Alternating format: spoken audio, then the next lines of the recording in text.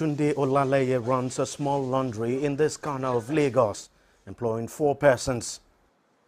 Crucial to his line of business is electricity.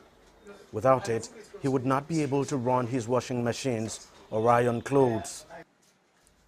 With public power supply hardly available, he relies on generators to keep his business running. In fact, he has 2 of them, a petrol-driven generator and a bigger one that uses diesel. We run the shift of changing over from the diesel generator to the petrol generator.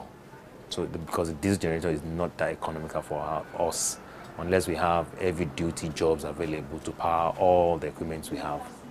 So we had no other choice than to go and buy a smaller generator that will be able to power the irons and the washing machines at the same time. Mainly I have to spend more on diesel and to spend more on petrol because you have to alternate between the two.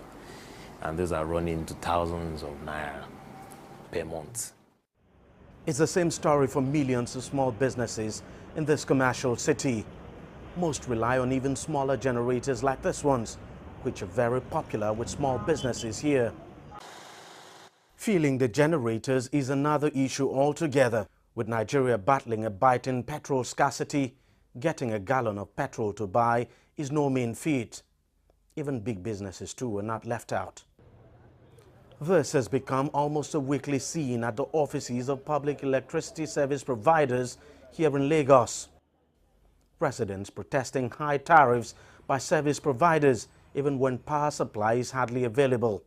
We've never had any time that we had any regular supply of power supply, anytime.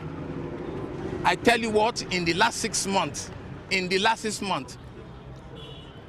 perhaps in 1 week, we have power supply for 1 hour or 2 hours. They will give so many reasons as to their failure. And yet they bring this unashamedly ridiculous bills for us to pay for light that we did not enjoy. I think enough is enough. Even right here in our office, things are no better. If we got public power supply for up to 3 hours in a day, then we're lucky. Our saving grace has actually been these inverters powered by the batteries below them. Now, most of the times we charge these batteries with our generator, the exception, of course, being those rare 3 hours when we have public power supply. So everyone is affected. Nigeria has invested billions of dollars in its notorious power sector with very little to show for it.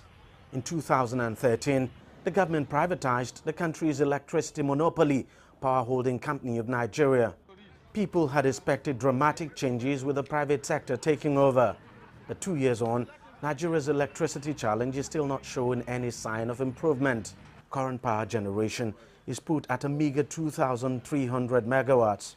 For a population of 170 million people, it clearly shows the country still has a very long and rough road to travel to overcome its perennial electricity challenge.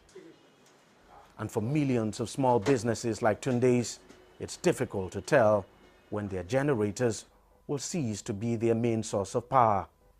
Deji Badmo, CCTV, Lagos, Nigeria.